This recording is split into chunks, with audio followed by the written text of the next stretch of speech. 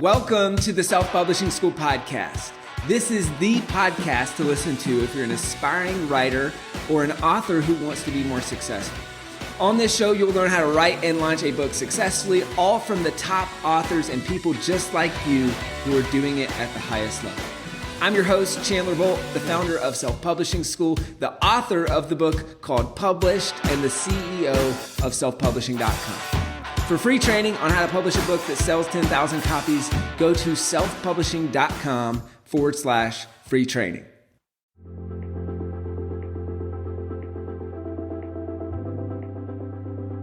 Hey, Chandler Bolt here, and welcome back to another special episode of the Self-Publishing School podcast. It is week 2 of the NaNoWriMo Fiction Takeover. That's right, the podcast is getting taken over by the fictioneers, if you can believe it, for the month of November. If you missed it last week, we had an awesome session. Go back and watch it if you haven't already, with Steve Higgs, all about seven-figure fiction. So advice from a seven-figure fiction author. Obviously, Steve's super successful, has had a lot of success with his fiction books. It was a mind-blowing episode. This week, we've got another special guest. So we've got our very own Rami Vance, aka Rami Vance in the house. Very successful fiction author, runs the fiction program here at selfpublishing.com. And then we've got Jake, who Rami's going to intro in just a second. A fellow South Carolinian, which is a fun fact, and just an expert on fiction covers. So we're going to keep walking our way through the core elements of successful fiction throughout the month of November. And we've got, 4 or 5 episodes here. So stay tuned next week. Go back to last week if you haven't seen that yet. And let's dive in. So Rami, I'll pass it to you. We can intro Jake. And one last thing I'll mention here, y'all, is, Jake's going to be doing some presentation stuff. So this is a great week to actually watch this on the YouTube channel. Because there's going to be some visuals. Obviously, this is covers, fiction covers. So it's kind of hard to just speak about that. So check it out on the YouTube channel. Obviously, if you're just listening to this, it's still going to be helpful, but maybe not as much as if you can see the visuals. So that's all I got, Rami. I'll kick it to you. All right. So I just want to start off by saying that everyone who's listening here, your parents are liars. Because they told us never judge a book by its cover. And I can tell you right now, the cover is the most important aspect of marketing your book. If you don't get your cover right, and I'm talking about, there's a lot of things to get right. It's not just about pretty covers. In fact, I have a theory that pretty covers don't sell.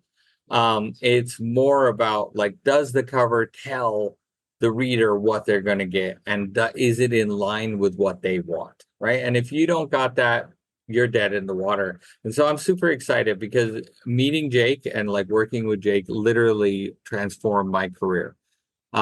Jake, I owe him way more money than I've ever paid him.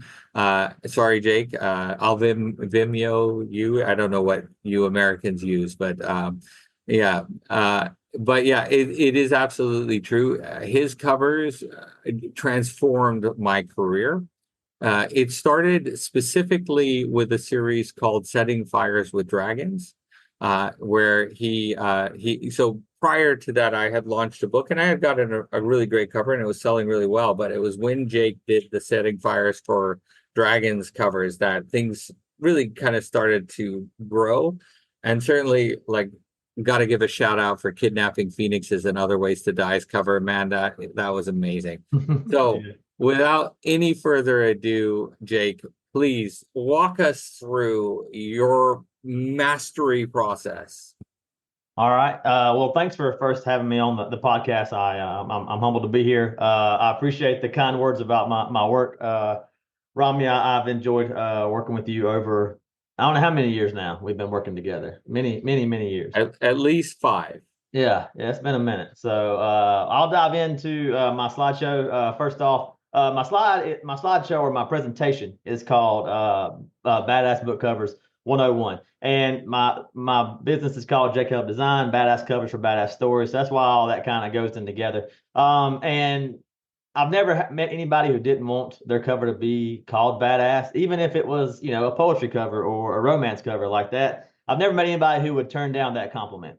And so I found that to be kind of my hook and how I kind of operate. And I hope that this presentation kind of clarifies some of the pathway forward to get a really cool book cover. So we'll dive right in here. I'm not sharing my screen, am I?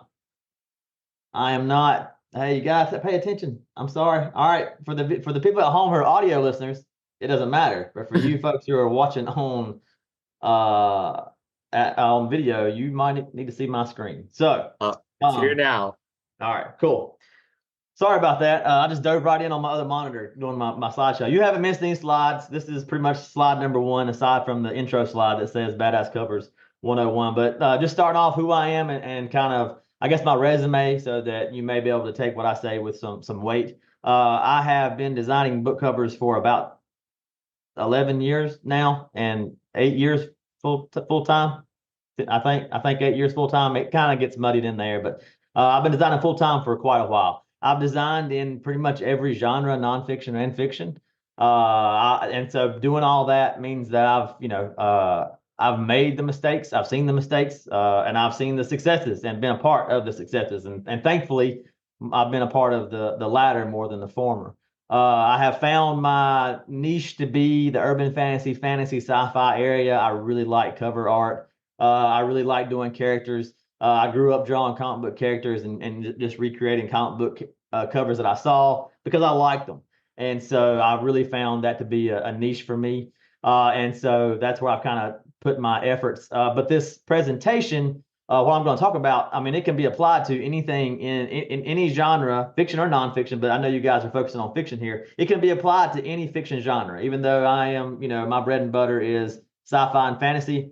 You can put this anywhere. The underpinning of what I'm talking about can be applied across the board in any genre. I have designed probably close to 2,000 covers. So like I said, again, I've put in my 10,000 plus hours to really know this industry and to know what typically works and what doesn't work. And so that's who I am. I've really enjoyed this process. I'm humbled to be, in the middle of nowhere, South Carolina, and this is what I do. It's always fun to tell people that I'm a cover artist who live locally around me, because they just kind of look at me like I just said, I eat grass for a living. Like that, they have no idea what that is or that that's even a job. So I've been real blessed to be in this and to find this area and be blessed with great clients like Rami and many others who continue to use my services. So, all right. So my presentation is very simple. My whole entire branding, the whole entire process for cover design for me is a simple process, and simplicity kind of, again, will underpin the entire process. What I've learned over time doing so many covers is that a lot of authors kind of have the right parts, but they kind of have the wrong formula. And so they plug in the wrong things at the wrong time, and it can sometimes cause clutter on a cover. It can sometimes take a cover down a pathway that's not, that it doesn't end up serving the author in terms of them hitting the marketplace correctly and that kind of stuff. So this is a kind of a formulaic process that I use over and over again to arrive at covers that do sell well, do perform well. They get the author into the marketplace, into the genre where they need to be, so that they can get in front of the readers and be able to make sales and to grow their reader base. And the first part of this presentation is the word sell. All my three little words are sell, tell, and yell. And sell is the first one of those of my formula. And what that basically means is authors oftentimes approach a cover design from the author end of the story. They know all the details. They know all the ins and outs, because obviously you've written the story. You are very, very familiar as an author with everything about it. And they don't think in terms of a reader who has no idea about the story and doesn't, and for lack of to be candid, doesn't care much about that story yet. And so they don't approach it from that mindset of a reader who has no idea, no investment, and no real thought toward that story until they see that cover. And so they approach it from the wrong end, if that makes sense. And so what I tell my authors and how I try to approach my cover design is, let's start with the reader first. Who are we going for? And this might seem very basic and very simple, but a lot of times authors, like I said, they get off on the wrong path right about here. If you're doing fantasy, obviously you're going for fantasy readers. If you're going for urban fantasy. If you're going for romance, you're going for the romance readers, right? It's really simple, but like I said, it gets kind of convoluted because authors tend to jump the gun and start just trying to tell everything about the story on the cover, and they kind of skip the reader investment, or the reader side, the consumer side of the cover process. Because as an author, you've created a product, and now your book cover is essentially your product packaging for that story. So you're a product packager. That's what your cover ends up being. So you need to make sure that it appeals to the market, that it is easily legible to the market, and that the market you're aiming for, whatever reader base, whatever genre, can understand and relate to that product or that story. So we start with the audience, and the best example that I can give is a cereal aisle. This is a really easy way for me to parallel this to authors. Is if you're going to the grocery store and you're going for cereal, right? You already know what kind of cereal you want. Either you want sugary goodness, or you want the smart, healthy, healthy type cereal. And so in your mind, before you get to the cereal aisle, you're already priming the pump in your mind of what kind of cereal you're looking for. Now you may be looking explicitly for one cereal, maybe Lucky Charms or whatever, but if you know I'm going to go for the sugary cereal, you know you're going to be looking for the bright colors. You're going to be looking for possibly the cartoon characters. You're going to be looking for the loud packaging. That's already in your mind before you even hit the cereal aisle. Same thing if you're going for the healthy cereal, you're already priming your pump in your mind for that type of cereal. It's going to be minimal packaging. It's going to showcase the berries. It's going to showcase, clean design, minimal design, to echo the idea of it being healthy. Now we know when we buy either one of these that there's no berries in the box. We know there's no cartoon character in the box, but this is product packaging. This is meant to appeal to a specific consumer. And that's how authors should approach their cover, with the idea of, I am appealing to a specific consumer, and I'm trying to get to them and get their attention. And so when you begin to think about that, you start with your reader base first, your reader, that buyer, and then you start to plug in the elements of your cover, which leads us to the next part of the presentation, which is tell, right? You're telling your story. You've written a unique story in whatever genre it may be. And now what you want to do is you want to take those elements and plug those into what readers of that genre expect to see. So great example is fantasy, right? Fantasy readers like, a handful of, I guess you might say, archetype or overarching types of covers, right? Either they like a small silhouette with a big epic landscape, or they like to see that character, that guy holding the sword facing off against the dragon, or just him in some sort of battle area or battle type situation. These are common fantasy tropes that we see in book covers. Just like you have tropes inside of a genre, you have tropes or trends in each genre when it comes to the cover, and you should lean into those trends because they're going to help position your cover in that genre so that readers can begin to see and relate quicker to that cover. I read a book a while back called Story Brand by Donald Miller. I don't know if you guys ever heard of it or not, but one of the things that he says in that story, in that book, is he says that consumers don't always buy the best product. They buy the product that they can understand the quickest. And there's a lot of research and truth to that. And so when you are designing that cover, either you're doing it yourself or you're conveying a cover brief to a designer, take that into consideration, into the sense that I have a reader, I want them to be able to understand that this is, again, we're going to go with the fantasy genre because I love fantasy. I want them to understand that it's fantasy. I want them to understand the unique elements of my story, and I want it to be easily understandable. That's so that they can understand it very quickly, so it doesn't take a lot of time to process that cover, and they can decide whether they want to read more about the synopsis or if they're going to pass on the cover or pass on the story in the first place.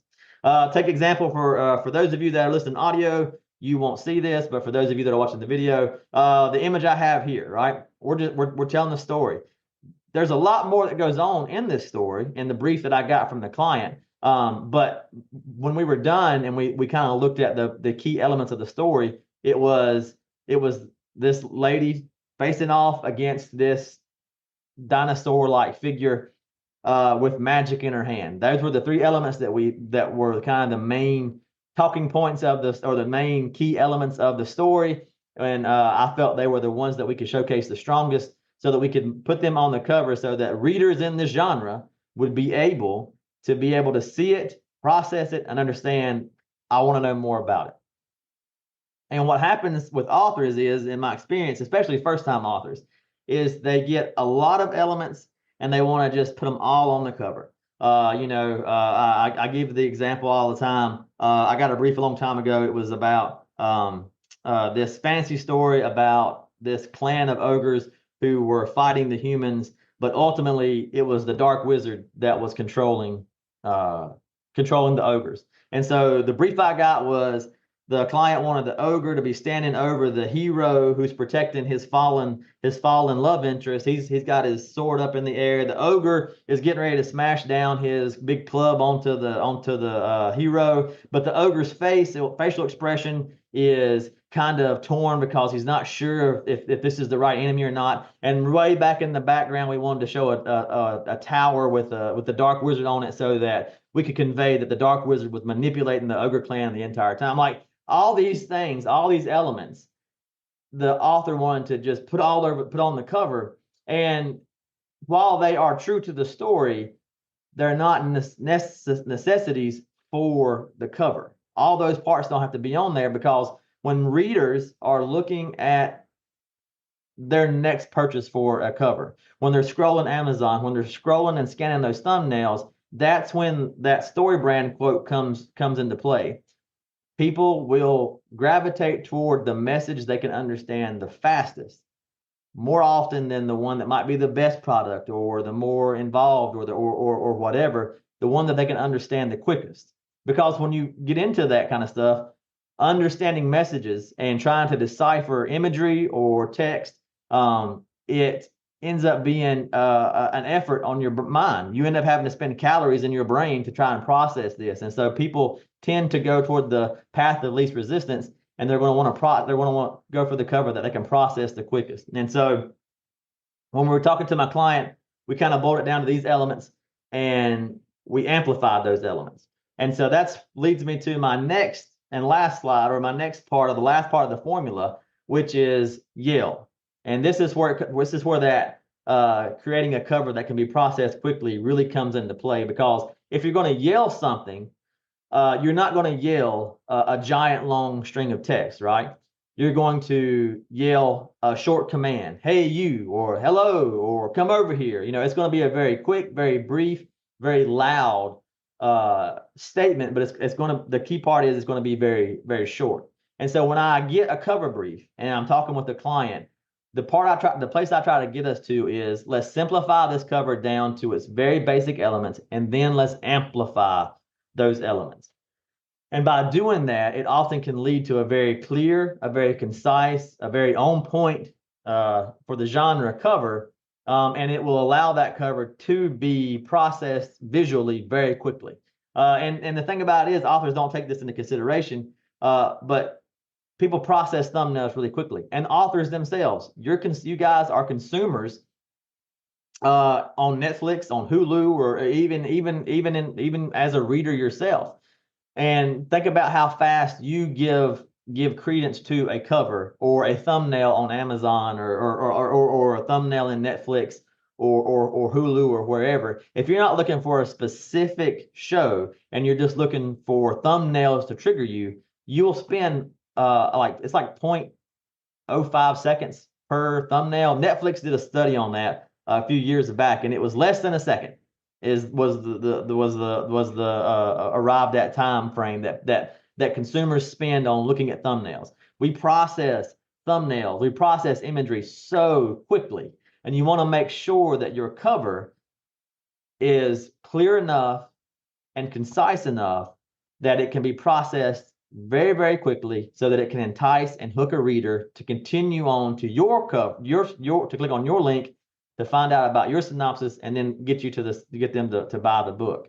And like I said, what happens is a lot of authors, like I said, especially first or second authors, they want to put so much on the cover that it ends up muddying the impact of that cover. And they get lost in these little details that are awesome. I mean, there's nothing wrong with necessarily having certain things on a cover, but they get lost in these little details thinking that that's going to be the hang up. That's going to be the deciding factor of whether or not a reader will click on their story or not. And when really it ends up being these one or two large elements on a cover that the reader will decide, I want to know more, or I don't want to know anymore, and I'm going to go on and go to the next one. And if you get a cover that's very cluttered and very cluttered or just very convoluted, readers won't process it. They'll look at it, I don't understand it, I'm not trying to figure it out, I'm clicking on to the next one, and then you've lost a potential sale. Again, for the guys for the people that are listening to audio, you won't get this impact, but on my next slide, I've got a guy squaring off against a dragon. It looks like there's a lot happening in this cover, but there's really not. It's really just the soldier versus the dragon with a very atmospheric and contrasty background with some fire back there. There's really not a lot happening, and this cover really does embody the idea of simplify and amplify. What was the main points of this story? The sci-fi soldier versus the dragon. That was the main overarching elements that stuck out when I read this brief. Those were the two things that I wanted to highlight. I needed to put in nothing else to create this cover and to make it impactful. And when you begin to do that, when you begin to really boil a cover down to one or two specific elements, you can really pay a lot of attention to those one or two elements and make those elements very, very impactful so that they do stand out, so that they are memorable. And that will connect with your readers when they see that. This is a sci-fi. This image we have up on screen right now is sci-fi. It's a sci-fi story about, again, the soldier versus the dragon, right? And readers in that genre love those two elements. They love sci-fi soldiers, and they love a good monster. And so we put those two on there, and I simplified it down, and I amplified those two elements to be the main key points of the story. You can have other elements in your cover, but they need to be treated in a very tertiary manner, not secondary, tertiary. So you have the one primary level, you skip your secondary level, and and anything else is tertiary. If it makes it on there, it's great. It does, it doesn't. It's not that important. It's one or two elements that are your main selling point to whatever genre you're going for. There'll just be one or two key elements that are the main calling points that come from your story. And so that can lead you to a very strong and powerful story if you follow this formula and you follow it in that order: sell, tell, and yell. And I do have one more slide that I do like to put in here, and that is yell, yell, yell. This is not really a part of the formula because this doesn't have anything to do with me per se, but one of the things that I've seen authors do is they get their cover, they put it on Amazon, they make a post on Facebook, and then that's it. And what you need to do then as an author is take that cover, which again is your product packaging. That's your main image that is going to sell your product, and you need to put it out wherever you can, as much as you can. You need to yell, yell, yell over and over and over again to your potential audience. If I remember right, I think it's 6 or 7 or 8 points of contact a consumer needs before they will decide to investigate a product further. The same is true for books. It's the same process. People need to see these elements and familiar elements. They need to see that same cover or that same image over and over and over again so that it continues to get embedded in their mind so that they will eventually click on it and find out more and get you to the sell point. And a lot of authors, they get it, they do a little bit, and then they just kind of stop when they don't necessarily get the results they thought they might get. You have to keep putting it out there to remain fresh in your readers and potential consumers' minds. So that's my formula. That's my approach. Sell, tell, yell, and at the end of the day, you'll end up with a badass cover. So Amazing. Amazing. I got a bunch of questions. go ahead. I hope you don't mind. So my first question is like, so, when you get a cover from a genre that you don't necessarily know, because I know that even you and I have had this experience where I was doing writing in areas that you literally were asking me questions on what is this and stuff like that. So how do you research it to figure out what those elements of sell, tell, yell is? It does depend on the genre as far as it goes. Some of them that I might not be exactly familiar with, I'm probably going to pronounce it wrong, but I did that cover for you a couple months ago. It's Wuxia. How you say that? Rin? Yeah, Ren. But what? That's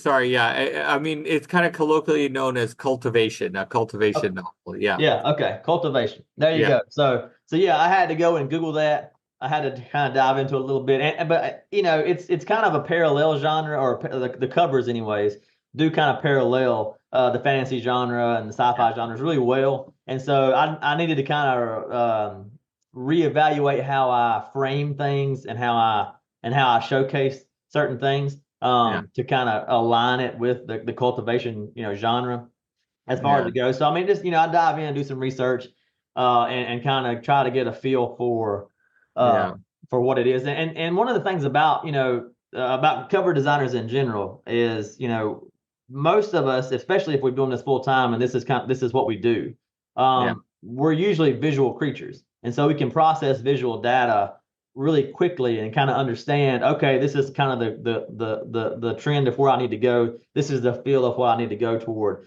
really quickly. And so I mean, we need to just do a little research, and typically we can get it down pretty quick. So yeah.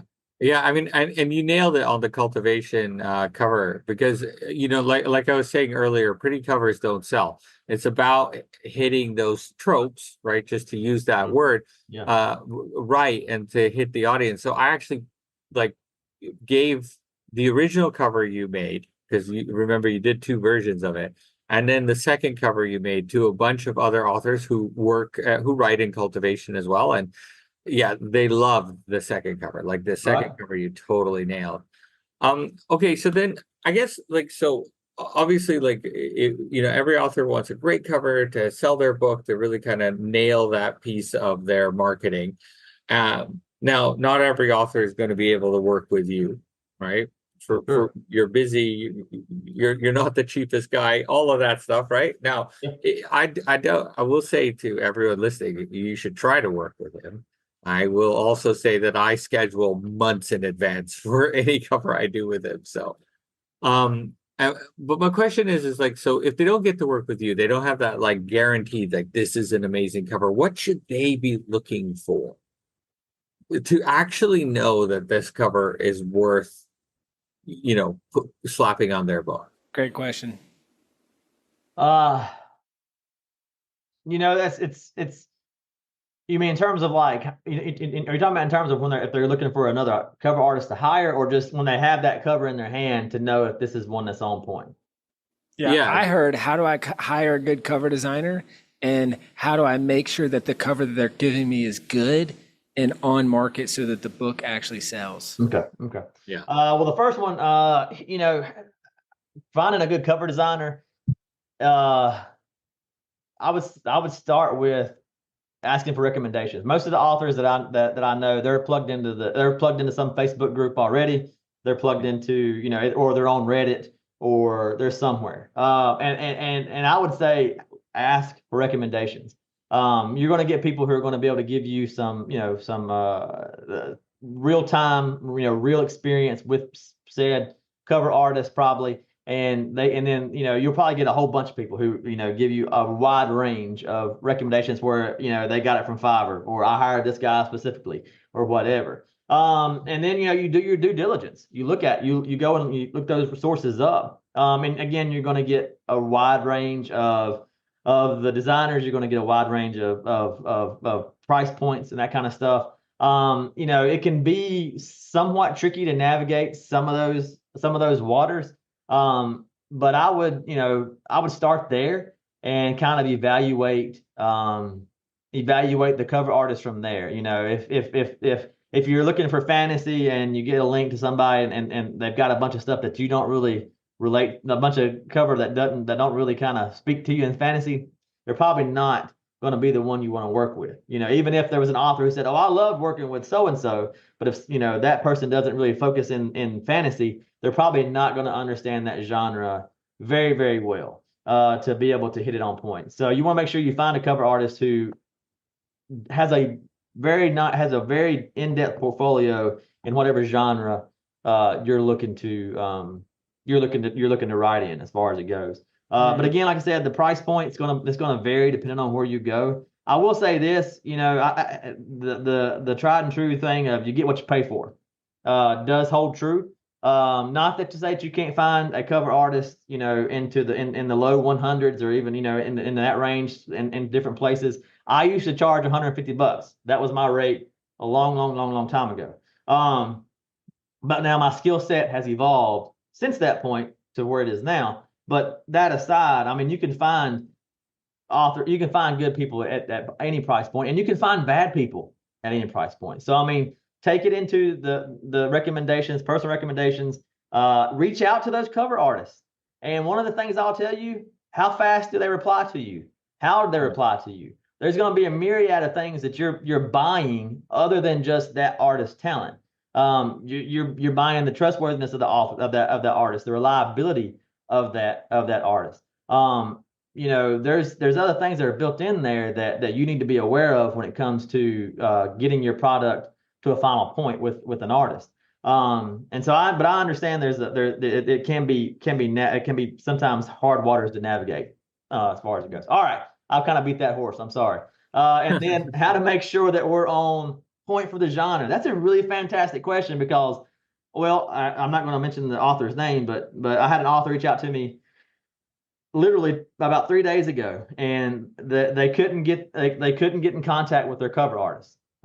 They had done a cover art for it'd been about a year back, and they had a paperback layout already. The cover artist had done everything, and they were like, the cover artist did a great layout for the cover. I love the cover, but now I went back and re-edited it, and I've lost 200 pages. I can't get in touch with them. Can you fix this paperback for me so that I can get it to the right format? And I didn't have time, and I didn't want to fool with it anyways. But they said, I love this cover. The cover artist did a great job. And then I looked at it and I thought, no, they didn't. Like, I thought immediately, this cover is not going to do anything for this author. And so I understand that is a real concern. I would, number one, ask for feedback. That's a minefield in and of itself. But take the cover, ask for feedback. Do not look for the outlier comments. Look for the general trend of the comments you get from that feedback. It's multiple eyes. Nothing wrong with getting multiple eyes on it to give them your feedback. Let them talk to you and see what it says. See what a group of people might say. Make sure wherever you do to get that feedback, make sure it's a trusted source. So if you go on, bookcovercritique.com and there's 5,000 people on there and you post your cover up, that's not going to be a good place to get feedback. You need to make sure that the people that you are getting feedback from have a vested interest in your success. So they're not going to pull punches with you. It's not going to be your wife who goes, "Oh, I love it," and she has no idea what a good cover looks like. It needs to be people that are going to give you valued feedback because they have an invested they want to see you succeed too. And so they're not going to let a cover get by that doesn't meet the mark, and so that's where I would start with those two things. And I think honest feedback, and they're also in your genre or interested in your genre, right? This I don't know fiction as well as you guys do, but on the nonfiction side of things, one of the biggest mistakes I see people make is taking advice from people who aren't, or critiques from people who aren't in their target market. Yeah. And it's just not really relevant because they're not in your target market. Exactly. I want to go lightning round. We're kind of right up at time here. I'm going to ask a final question, then I'll go around the horn to you, Rami, to ask a final question. Mine would be, Jake, what do you say to the people who, because Rami, I hear you talk about in our fiction program and in full-time fiction, tier ones, writing to market, meeting genre expectations, all that stuff, which is directly in line with making sure your cover is to genre and all that stuff. What do you say, Jake, to the person who's like, yeah, but I'm super creative and I got an idea that's outside of the box and I don't want to be in the box on genre? Like, what's your take on that? That's going to be called the black swan, right? Mentality. That's where, the black swan stands out above all else. You know what happens to the black swan? It usually gets killed by the white swans. And that's the short answer. I mean, hey, listen, you may have an idea that creates a cover trend that, that catches fire and that sells millions of copies. The chances of you having that's about the chances of you winning a lottery. I mean, that's what it boils down to. And so it's risky. Yeah, I mean, and believe me, I've had clients who wouldn't listen to me at all, and they wanted it their way, and they paid me right off the cliff. As far as it goes. I mean, I'll do it, but I mean, I will try my best to get them lined up. But the black swans often get killed, unfortunately. Yeah, I think like one of the big mistakes that young writers make, like I see this with students all the time, is they'll go out and they'll get this like beautifully illustrated cover. They'll spend like $3,000, $4,000, $5,000 sometimes on this beautifully illustrated cover that is to the spec of what they wanted. And my thought when they bring it to me is, oh, that's going to make a nice desktop wallpaper, but it's not going to sell anything, right? Yep. So okay, so I guess that's my my last question to you then is, you kind of addressed like the price ranges that young writers can find and stuff like that, but when they are getting a bad cover from a cover designer, how do they tactfully send feedback for those changes, like, or simply just say this sucks and I need to move on, right? Like how because a lot of times I find that young writers get stuck with terrible covers because they're too embarrassed to give feedback or push back. Right. I mean, my advice there is be tactful, be respectful, as far as it goes. Bad covers happen. And sometimes, they can happen for various reasons, whether the designer doesn't get it, the prop doesn't get the idea, or maybe the skill set's not there, and the author or client's realizing this is not the person for the job. Different cover artists will have different I guess protocols for that. If you get to a point where the author's like, you're not giving me what I'm looking for, then most cover designers are going to be like, well, you owe me so much money for my time involved or whatever, and we'll part ways. If they're professional, most of them should handle it in a professional way. But you are giving feedback, so when you do approach that feedback, that will be very sensitive. Think about how you as an author want to get feedback when somebody gives you your story, right? You don't want them to be like, man, this sucks. Most people don't want to hear that. They want to hear something tactful. This is not positioning you well here, yada, yada, yada. And so I would just say be tactful and be respectful. And at the end of the day, this is a business, man. We should be professionals, and on both sides of the keyboard, designer and author. And so you're going to have people who don't follow that, of course. But as long as you maintain your professionalism, you should be able to navigate those waters, as far as it goes. I love it. Yeah. I love it. Well, this has been awesome. And Rami, something about you and them South Carolina boys, huh? You're just surrounded by us. It's gotta be the accent. It's gotta be the accent. Jake, this has been awesome. As we wrap here, where can people go to find out more about you, your work, all that good stuff? jcalebdesign.com is my website. So that's letter J, the word Caleb, and the word design, all strung together.com. You can find me on any of the social medias. And like I said, I do this full time all the time. And so feel free to reach out to me through any of those modes if you so desire. Love it. jcalebdesign.com. Amazing. been another awesome episode, guys. Join us back here next week for the fiction NaNoWriMo takeover of the podcast. And if you're interested in checking out what we do at selfpublishing.com in the fiction department, Rami and the team do an incredible job. We've got full-time fiction training, fundamentals of fiction and story training, all that stuff. Go to selfpublishing.com/fiction. Book a call with the team. We're happy to chat about your fiction work and how we might be able to help at selfpublishing.com/fiction. Fellas, thank you guys. Appreciate you. Yeah, thanks for having me. Good night.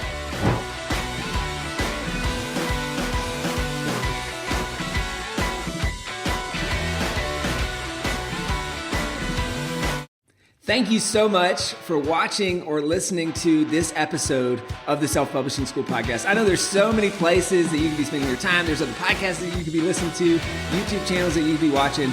So thank you so much. It means the world. Now, I want you to do 3 things right now if you found this episode helpful. All right, number 1, I don't know if you know this, but we've got a YouTube channel. It's a companion channel to this podcast. All the video versions of the episode are on the YouTube channel. So number 1, subscribe to the YouTube channel. Number 2, if you're listening to this podcast wherever, whether this is Spotify, Apple Podcasts, number 2, I want you to subscribe to this podcast right now so you don't miss a future episode. And then number 3, this is probably the most important, leave a review on the podcast. All right, reviews are super important and help the podcast get discovered by other people. So number 3, leave a review on the podcast. Thank you so much. I'll see you in the next episode. If you're on the fence about scheduling a publishing consultation call with my team, maybe you're not quite ready for that, I've got some free training that I think will be really helpful for you. All right, all you have to do is go to register to sign up. Go to selfpublishing.com/free training. When you do, you're also going to get a free digital copy of my new book published. And on that training, you're going to learn the next steps, so how to implement with your book. So how to write, how to publish, how to launch successfully. So go to register right now at selfpublishing.com/free training. I'll see you there.